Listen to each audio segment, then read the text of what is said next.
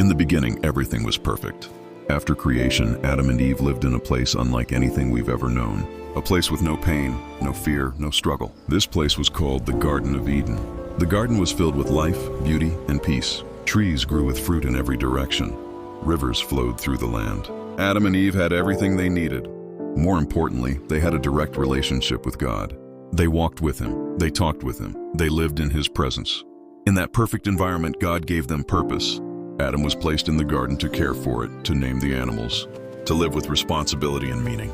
Eve was created to be his partner, to share life with, to build with. Everything was complete, everything was good, but there was one rule, just one.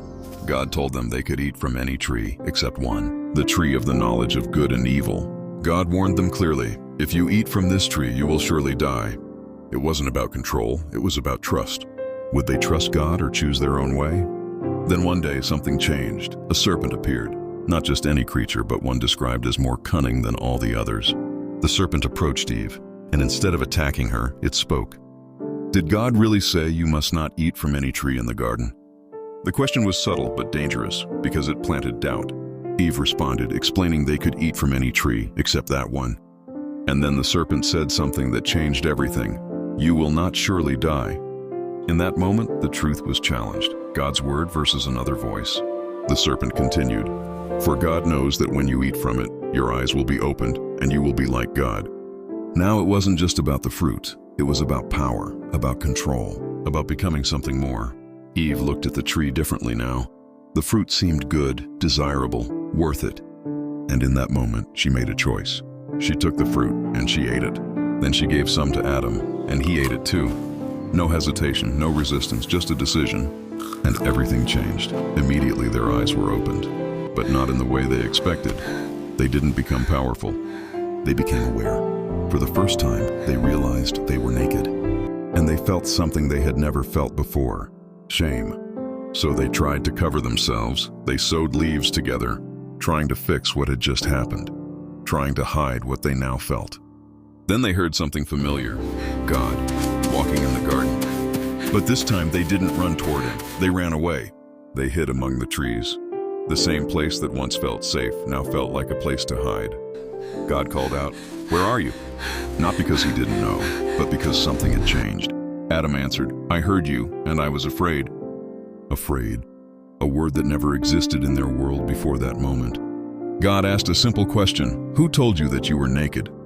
And then the truth came out. They had eaten from the tree.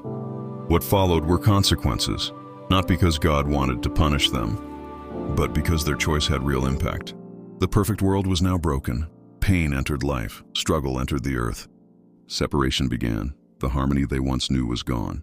But even in that moment, God didn't abandon them. He made clothing for them. He covered them. And though they had to leave the garden, God still cared for them. So what really happened here? Why did Adam and Eve disobey God? It wasn't just about fruit. It was about trust.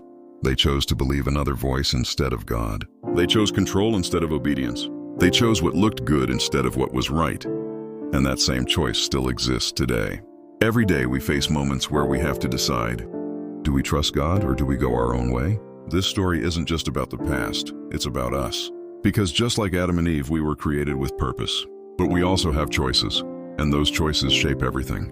But here's the powerful part. Even after they failed, God still showed care, still showed presence, still showed love. So if you've ever made a mistake, if you've ever chosen wrong, if you've ever felt shame or regret, this story reminds you of something important. God doesn't walk away from you. If you found this video meaningful, give it a thumbs up, share it with someone who needs it, and subscribe for more content like this. And let me know in the comments, do you think you would have made the same choice as Adam and Eve?